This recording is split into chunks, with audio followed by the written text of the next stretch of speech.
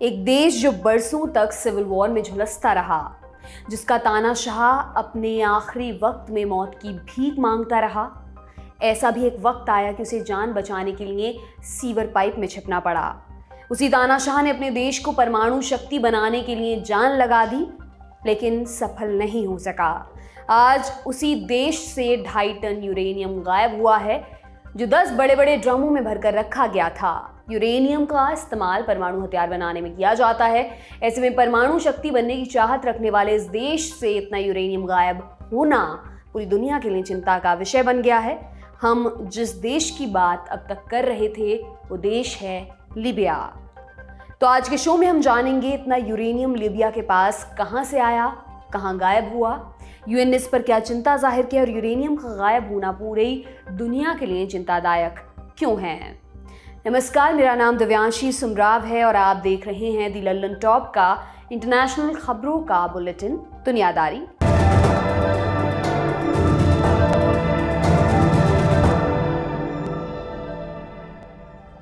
19 दिसंबर साल 2003 की ये बात है। लीबिया के तानाशाह मुअम्मर गद्दाफी ने ऐलान किया कि वो अपने देश में खतरनाक हथियारों को बनाना बंद कर देंगे।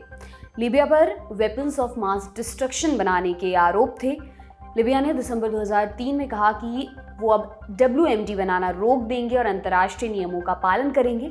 उनके इस ऐलान के बाद अमेरिका और ब्रिटेन ने मिलकर लीबिया के हथियार के अड्डों को नष्ट कर दिया। उस वक्त लीबिया के पास कई तरह के खतरनाक केमिकल हथियार और लंबी दूरी की बैलिस्टिक मिसाइलें मौजूद थीं। इसके बाद अमेरिका समेत कई पश्चिमी देशों से लीबिया के संबंध सुधर गए, लेकिन लीबिया की परमाणु लालसा की कहानी 70 के दशक से ही शुरू हो गई थी। साल 1975 में लीबिया ने NPT संधि को मान्यता दी। इससे 7 साल पहले ही NPT समझौते पर किंग इदरीस ने साइन कर दिया था और समझौते को मानने के लिए राजी हो गए थे। अब आपको बताते हैं NPT क्या है। NPT एक अंतर्राष्ट्रीय संधि होती है जिसका उद्देश्य परमाणु हथियार के इस्तेमाल को रोकना और परमाणु ऊर्जा के शांतिपूर्ण उपयोग को बढ़ावा देना है। फिर आया साल 1979 का। दिसंबर के महीने में त्रिपोली स्थित अमेरिकी दूतावास में हमला हुआ। दूतावास के अधिकारियों को वापस अमेरिका बुला लिया गया और दूतावास में ताला मार दिया गया। अमेरिका ने लीबिया को स्टेट स्पॉन्सर टेररिज्म की लिस्ट में डाल दिया और उस पर कई तरह के प्रतिबंध लगा दिए। लीबिया ने वापस परमाणु हथियार बनाने की ठान ली। लीबिया में गद्दाफी की तानाशाही चल रही थी। उसने वेस्ट अफ्रीका के एक देश नाइजर से 2000 टन यूरेनियम का और खरीदा। इस डील की भनक अंतर्राष्ट्रीय परमाणु ऊर्जा एजेंसी को लगी तो उसने लीबिया से पूछताछ करनी शुरू की। लीबिया ने कह दिया कि इस यूरेनियम का इस्तेमाल सिविलियन यूज के लिए हो रहा है, मिलिट्री के लिए नहीं। लेकिन IAEA ने लीबिया की नहीं सुनी और देश में कई जगह जांच शुरू कर दी। लीबिया की इस हरकत के चलते अमेरिका ने वॉशिंगटन में लीबिया के दूतावास पर ताला लगा दिया और लीबिया के राजनयिकों को वापस घर भेज दिया। जनवरी 1981 में अमेरिका और लीबिया की दुश्मनी में एक बड़ी खाई और खुद गई। हुआ ये कि भूमध्य सागर के ऊपर लीबिया के विमान ने एक अमेरिकी विमान पर फायरिंग की। इसके जवाब में अमेरिका ने लीबिया के 2 लड़ाकू विमान गिरा दिए। इसके बाद भयानक लड़ाई भड़की। लीबिया ने लड़ाई में जैविक हथियारों का इस्तेमाल किया। फिर ये मामला पहुंचा सुरक्षा परिषद। कई देशों ने मिलकर लीबिया पर कड़े प्रतिबंध लगा दिए। इन प्रतिबंधों ने उसकी अर्थव्यवस्था की कमर तोड़ दी थी। परमाणु बनाने का ख्वाब अब उसे बहुत दूर लग रहा था। लेकिन 1998 में ऐसा कुछ हुआ कि लीबिया ने एक बार फिर से परमाणु बम बनाने की हिम्मत जुटाई। क्या हुआ था? मई 1998 में भारत ने पोखरण में 5 परमाणु परीक्षण किए। इसके 2 हफ्ते बाद ही पाकिस्तान ने भी न्यूक्लियर टेस्ट किया। बलूचिस्तान के चागई में 28 और 30 मई को 2 टेस्ट किए गए, दोनों सफल रहे। अब पाकिस्तान भी परमाणु शक्ति से लैस हो चुका था। पाकिस्तान की इस उपलब्धि के पीछे डॉक्टर अब्दुल कदीर खान का हाथ था। उन्हें पाकिस्तान के सबसे प्रतिष्ठित नागरिक सम्मान में से एक निशान इम्तियाज से नवाजा गया। वे पाकिस्तान के नायक बन चुके थे। उनकी तस्वीरें स्कूल की दीवारों पर उकेरी जाने लगी थी। एक समय वो पाकिस्तान के सबसे शक्तिशाली लोगों में गिने जाने लगे। ये सब पर्दे के सामने चल रहा था, पर्दे के पीछे का खेल कुछ और ही था। अब्दुल कदीर खान ने पाकिस्तान से बाहर अपनी कंपनियां बना रखी थी। इसके जरिए उन्होंने परमाणु हथियारों को ब्लैक मार्केट में बेचना शुरू किया। डिजाइन, तकनीक, विशेषज्ञता आदि सरेआम खरीद के लिए उपलब्ध थे। जब इसकी भनक लगी लीबिया को तो उसने भी डॉक्टर कदीर से संपर्क साधने की कोशिश की, लेकिन उसका कुछ ठोस परिणाम नहीं निकला।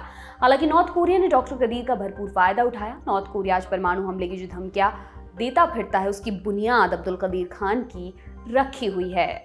लीबिया ने भारत से भी परमाणु तकनीक विकसित करने की मदद मांगी। साल 1978 में गद्दाफी ने आने खास मुस्तफ़ा अब्दुल जलील को दिल्ली भेजा। जलील ने भारत लीबिया संबंधों का वास्ता देते हुए इस डील को आगे बढ़ाने की बात कही, लेकिन भारत के प्रधानमंत्री मोरारजी देसाई ने उनकी इस पेशकश को ठुकरा दिया। देसाई की इस प्रतिक्रिया से जलील नाराज हो गए। भारत पूरी तरह लिबिया को निराश भी नहीं करना चाहता था, इसलिए उसने इसके लिए अपने 3 वैज्ञानिक त्रिपोली भेजे। उस वक्त लिबिया में भारत के राजदूत थे तालेयार खान। ये इस डील के लिए बहुत उत्साहित थे। उन्हें पूरी उम्मीद थी कि भारत लिबिया की मदद कर देगा, लेकिन उस वक्त लिबिया की जनता अपने आंतरिक परेशानियों से त्रस्त थी। उनका कहना था कि हमें देश में अमन शांति चाहिए, लेकिन गद्दाफी के ऊपर परमाणु शक्ति बनने का भूत सवार था। जब भारत से उसे मदद नहीं मिली तो उसने चीन का रुख किया। चीन ने मदद देने से इनकार कर दिया। फिर पाकिस्तान ने गद्दाफी को आमंत्रित किया। उस वक्त पाकिस्तान के राष्ट्रपति जुल्फिकार अली भुट्टो थे। लीबिया और पाकिस्तान की परमाणु डील मुकम्मल होने से पहले ही भुट्टो को फांसी पर लटका दिया गया। इस तरह ये डील पूरी नहीं हो सकी। तमाम असफलताओं के बावजूद गद्दाफी ने हार नहीं मानी। मई 2002 में अमेरिका ने सीरिया और लीबिया पर एक बार फिर आरोप लगाया कि दोनों देश फिर से परमाणु तकनीक पाने के करीब पहुंच रहे हैं। CIA के निदेशक जॉन टेनेट ने अपनी खुफिया रिपोर्ट्स का हवाला देते हुए अमेरिकी कांग्रेस को एक चिट्ठी लिखी। इसमें भी यही बात दोहराई गई। इसके बाद राष्ट्रपति जॉर्ज W ने लीबिया पर प्रतिबंध बढ़ा दिए और फिर आया साल 2003। अमेरिका ने वेपन्स ऑफ मास डिस्ट्रक्शन का नाटक रचाकर इराक पर हमला बोल दिया। उस समय अमेरिका के कुछ राजनयिकों ने कहा था कि इराक पर हमला ईरान, सीरिया और लीबिया के लिए भी एक संदेश की तरह देखा जाना चाहिए। जब पूरी दुनिया की तरफ से लीबिया पर प्रेशर पड़ने लगा तो देश की जनता में भी उबाल आया, लेकिन गद्दाफी ने प्रोटेस्ट होने ही नहीं दिए। जनता का गुस्सा बढ़ता जा रहा था और गद्दाफी भी प्रतिबंधों से परेशान थे। इसलिए साल 2003 के अंत में लिबिया ने हार मान ली। दिसंबर महीने में लिबिया के विदेश मंत्री ने सार्वजनिक तौर पर अपने न्यूक्लियर प्रोग्राम्स को रोकने की बात कही। उन्होंने कहा कि वो अपने देश में खतरनाक हथियारों को बनाना बंद कर देंगे और अंतर्राष्ट्रीय नियमों का पालन करेंगे। उनके इस ऐलान के बाद अमेरिका और ब्रिटेन ने मिलकर लिबिया के हथियार के अड्डों को नष्ट किया। उस वक्त लिबिया के पास कई तरह के खतरनाक केमिकल हथियार और लंबी दूरी की बैलिस्टिक मिसाइलें मौजूद थीं। लेकिन आज हम ये सब आपको क्यों बता रहे हैं? क्योंकि लिबिया से 2.5 टन यूरेनियम का ओर गायब हुआ है। 10 ड्रम यूरेनियम के गुम होने से अंतर्राष्ट्रीय परमाणु ऊर्जा एजेंसी IAEA में हड़कंप मचा हुआ है। IAEA के हेडक्वार्टर्स में रफाएल मारियानो ग्रोसी ने यूरेनियम के गायब होने की जानकारी दी। ग्रोसी IAEA के डायरेक्टर जनरल हैं। IAEA के मुताबिक गुम यूरेनियम की जानकारी सदस्य देशों को दी गई है।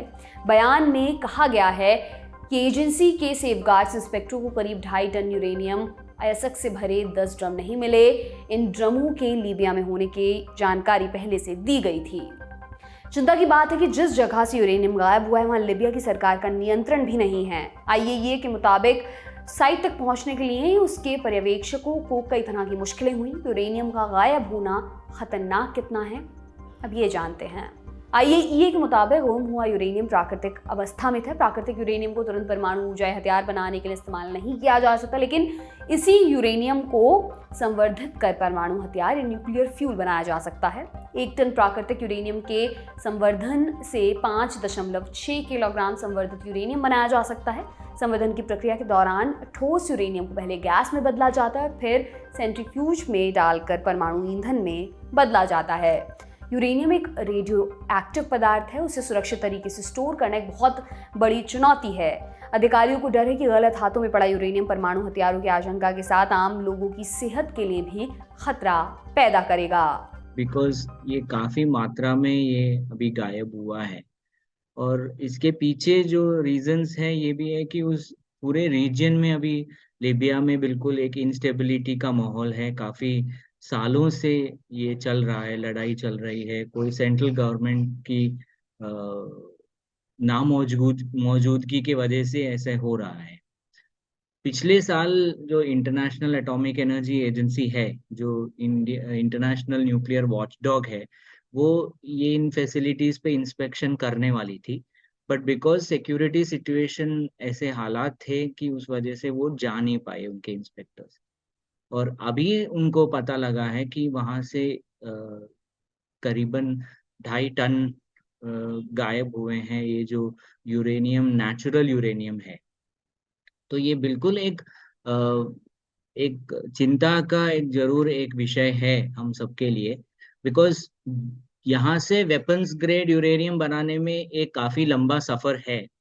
बट ये एक पहला पड़ाव हम बोल सकते हैं। किसी भी अगर एक टेररिस्ट ऑर्गेनाइजेशन जो उस रीजन में काफ़ी हैं, आईसिस से लेकर अलकायदा से लेकर काफ़ी ऐसे टेररिस्ट ऑर्गेनाइजेशंस हैं, रेडिकल ग्रुप्स हैं, जो ये हम जानते हैं ये इनके डिज़ाइंस है।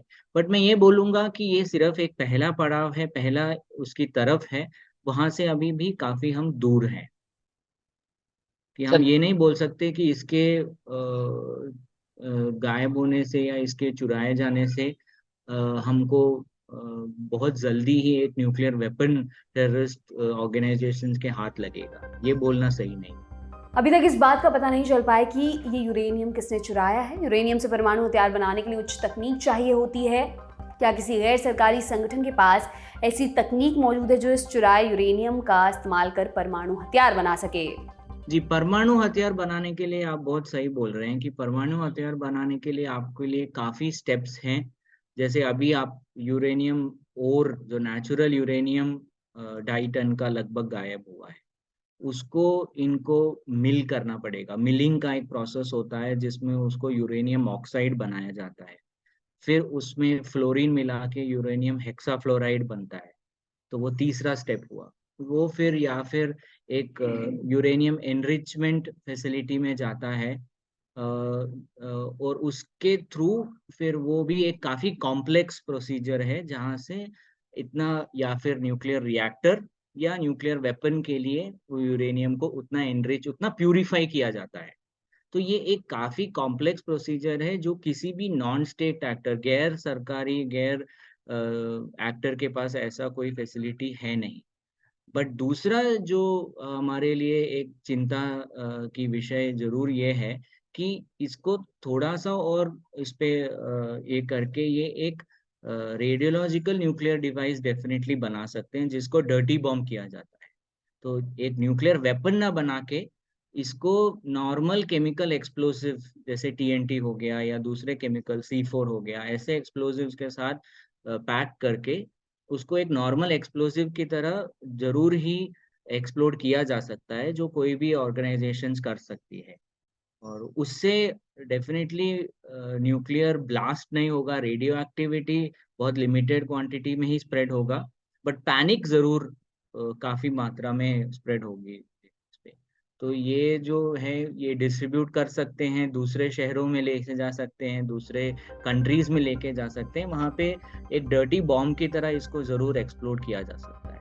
जिनके हाथ में यूरेनियम है वो उनके लिए कितना खतरनाक है, इस पर भी एक्सपर्ट को सुन लेते हैं।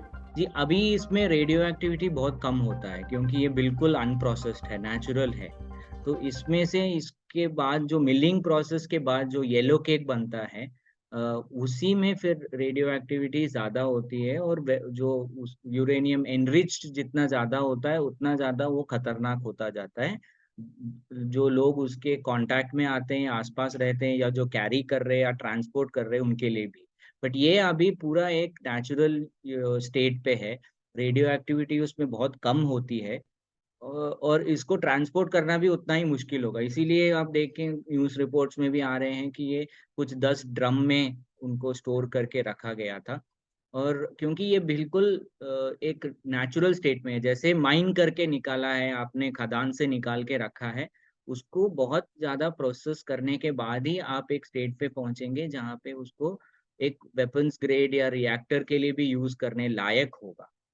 तो ये अभी पहला ही स्टेप है, पहला ही पड़ाव है। तो अगर इसको और उस एरिया में, उस रीजन में भी इसको ढूँढना और क्योंकि काफ़ी टाइम भी पिछले इंस्पेक्शन के बाद हुआ है, तो वो एक ज़रूर हमारे लिए सोचने की बात है कि ये अब कैसे इसको ट्रेस किया जाएगा, ये कब गायब हुआ, अब किसके हाथ में है? बिकॉज़ वहाँ पे भी काफ़ी रेबल्स और जो सेंट्रल कैपिटल ट्रिपोली के बीच में काफ़ी झगड़ा और तनाव चलते रहते हैं, तो आईएईए और दूसरे लोगों के लिए भी इसको ट्रेस करना उतना ही मुश्किल होगा। लिबिया ने आईएईए को अपने जिन परमाणु ठिकानों की जानकारी दी उनमें साभा भी शामिल है। साभा लिबिया की राजधानी त्रिपोली से करीब 660 किलोमीटर दूर है। साभा में ही लिबिया के पूर्व तानाशाह मुअम्मर अल गद्दाफी के शासन के दौरान लिबिया ने परमाणु हथियार कार्यक्रम शुरू करने का ऐलान किया था। इस ऐलान के बाद लिबिया ने आईएईए के पर्यवेक्षकों को साभा की साइट का निरीक्षण भी करने दिया। 2009 में IAEA के इंस्पेक्टरों ने लीबिया से संवर्धित यूरेनियम हटा दिया, लेकिन प्राकृतिक अवस्था में मौजूद असंवर्धित यूरेनियम को ही छोड़ दिया गया। अमेरिकी अधिकारियों को हमेशा चिंता लगी रहती थी कि ईरान लीबिया से यूरेनियम खरीदने की कोशिश करेगा। 2009 में विकीलीक्स के खुलासे में गद्दाफी के एक शीर्ष परमाणु अधिकारी ने अमेरिका को विश्वास दिलाया कि ऐसा नहीं होगा। फिलवक्त साबा का इलाका सरकार के नियंत्रण से बाहर है। वहाँ स्वघोषित लीबियन नेशनल आर्मी का दबदबा है। इस संगठन के प्रमुख खलीफा हफ्तर हैं। माना जाता रहा है कि पूर्व सैन्य अधिकारी हफ्तर अमेरिकी खुफिया एजेंसी CIA के करीबी हैं। वे त्रिपोली की सरकार को चुनौती देते हैं। बीते कुछ वर्षों में दक्षिणी लीबिया में पड़ोसी देश चाड के विद्रोहियों का भी प्रभाव बढ़ा है। ये था हमारा बड़ी खबर सेगमेंट। अब सुर्खियों की बारी। आज की हमारी पहली सुर्खी है पोलैंड से। पोलिश सिक्योरिटी सर्विसेज ने रूस के लिए काम करने वाले एक जासूसी नेटवर्क का भंडाफोड़ किया है। Polish news outlet RMF FM की रिपोर्ट के मुताबिक कुल 6 लोग गिरफ्तार किए गए हैं। ये पोलैंड के पूर्वी देशों के नागरिक हैं। शक है कि ये लोग सीक्रेट कैमरे लगाकर पोलैंड के ट्रांसपोर्ट इंफ्रास्ट्रक्चर और रास्तों की तस्वीरें ले रहे थे, जिनके जरिए यूक्रेन को रसद पहुंचाई जाती है। ये लोग इस रूट को तबाह करने का प्लान बना चुके थे। जासूसी ग्रुप यूक्रेन की सीमा से लगे प्रांत के कई रेलवे जंक्शंस और ट्रांसपोर्ट के रूट्स पर दर्जनों कैमरे लगा चुका था। इसी इलाके में एक छोटा एयरपोर्ट भी है। ये लोग यहाँ तक पहुँच गए थे।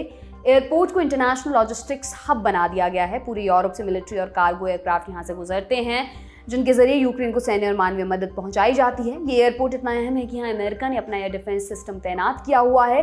US प्रेसिडेंट जो बाइडेन हाल ही में इसी एयरपोर्ट से होते हुए किएव के दौरे पर पहुंचे थे। फिलवक्त इस इलाके में सुरक्षा बंदोबस्त बढ़ा दिए गए हैं। पोलैंड के डिफेंस मिनिस्टर मरियाट्स ब्लाज़जाक ने कहा कि इंटरनल सिक्योरिटी एजेंसी ने बड़ी सफलता पाई है। पूरे जासूसी नेटवर्क का पर्दाफाश हो गया है। इससे साबित होता है कि पोलिश सर्विसेज देश की सुरक्षा के लिए बहुत अच्छा काम कर रही हैं। रूस और पश्चिमी देशों के बीच जासूसी को लेकर दशकों पुराना संघर्ष है। 24 फरवरी 2022 को जब रूस यूक्रेन युद्ध शुरू हुआ, तब से ये संघर्ष और बढ़ा है। पोलैंड यूक्रेन के सबसे मजबूत सहयोगियों में से एक है। पोलैंड ने किसी भी और देश की तुलना में ज़्यादा यूक्रेनी शरणार्थियों को अपने यहाँ जगह दी है। यूक्रेन को मिलिट्री, टैंक और दूसरे जंगी हथियार मुहैया कराए हैं और अब तक पोलैंड की सिक्योरिटी फोर्सेस रूस के लिए जासूसी करने के मामले में कई लोगों को गिरफ्तार कर चुकी हैं। बीते महीने पोलैंड में रह रहे एक रूसी नागरिक को जासूसी के आरोप में पकड़ा गया था। पोलैंड में इसका अपना कारोबार था। साल 2015 से साल 2022 के दौरान इसने पोलैंड के मिलिट्री ऑफिसर्स से कॉन्टैक्ट बनाए और उत्तर पूर्वी इलाकों की मिलिट्री यूनिट्स की खुफिया जानकारी इकट्ठा की। रूसी मूल के एक स्पेनिश नागरिक को भी बीते साल पोलिश इंटरनल सिक्योरिटी एजेंसी यानी कि ABW ने गिरफ्तार किया।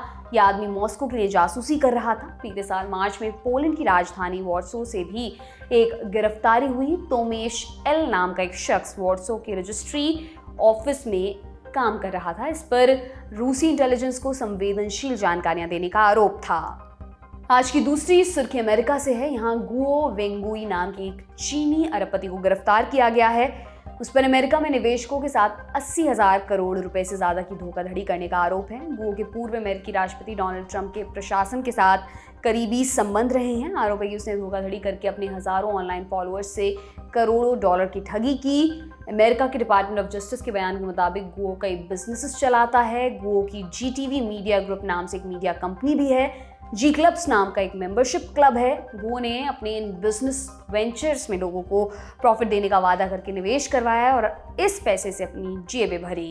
गुओ ने इस पैसे से अमेरिका के न्यू जर्सी में 50,000 स्क्वायर फीट की एक महंगी प्रॉपर्टी खरीदी, करीब 3 अरब से ज़्यादा रुपए की एक याच और अपने बेटे के लिए 28 करोड़ रुपए से ज़्यादा की फरारी गाड़ी खरीदी। ये ठगी पकड़ में ना आए, इसने गुओ ने हजारों करोड़ की मनी लॉन्ड्रिंग भी की। इस पूरे खेल में गुओ के साथ उसका बिजनेस पार्टनर किन मिंग जे भी शामिल था। दोनों पर ऑनलाइन और सिक्योरिटी से जुड़ी धोखाधड़ी और मनी लॉन्ड्रिंग जैसे कुल 11 मामले दर्ज हुए हैं। गुओ रियल एस्टेट सेक्टर का बड़ा व्यापारी रहा है। उसकी पैदाइश चीन के शेंडोंग प्रांत की है। गुओ चीन की सत्तारूढ़ कम्युनिस्ट पार्टी का बड़ा आलोचक रहा है। साल 2014 में चीनी राष्ट्रपति जिनपिंग भ्रष्टाचार के मामलों पर कड़ी कार्रवाइयां कर रहे थे। इसी दौरान गुओ ने चीन छोड़ दिया। उसने दावा किया कि वो चीन की सत्ता में ऊपरी लोगों के भ्रष्टाचार के कारनामे उजागर कर रहा था, जिसके चलते से चीनी कम्युनिस्ट पार्टी परेशान कर रही थी। इन दावों के बाद साल 2017 में गुओ ने अमेरिका में शरण ली। हालांकि चीन की मीडिया के मुताबिक वहां के शीर्ष अधिकारियों के बारे में गुओ के दावे साबित नहीं हुए, बल्कि उसने चीन की इंटेलिजेंस एजेंसी के चीफ मा जियान को घूस देने की कोशिश की थी। उस वक्त जियान भी भ्रष्टाचार के एक मामले में फंसे थे। साल 2017 के अप्रैल में चीन ने गुओ की गिरफ्तारी का नोटिस जारी करने के लिए इंटरपोल से भी आग्रह किया। चीन से निकलने के बाद डोनाल्ड ट्रंप के सलाहकार स्टीव बैनन से गुओ के करीबी संबंध रहे। साल 2020 में बैनन और गुओ ने मिलकर new federal state of China lobby group launch किया। ये group communist party of China के खिलाफ काम करने के लिए बना था, लेकिन उसी साल धोखाधड़ी के एक मामले में बैनन को गिरफ्तार कर लिया गया। बैनन के मामले की सुनवाई होनी अभी बाकी है। जाते जाते एक और सूचना लेते जाइए। अब शुरू हो गया किताबों से जुड़ा दी लल्लन टॉप का नया कार्यक्रम किताबी बातें। इसमें होगी रोज एक नई किताब और उससे जुड़े रोचक प्रसंग। देखना बिल्कुल मत भूलिए। सोमवार से शुक्रवार दोपहर 12 बजे दी लल्लन टॉप के यूट्यूब चैनल और फेसबुक पेज पर। आज की दुनियादारी में बस इतना ही। कल फिर आपसे मुलाकात होगी। तब तक के लिए देखते रहिए दी लल्लन टॉप। शुक्रिया।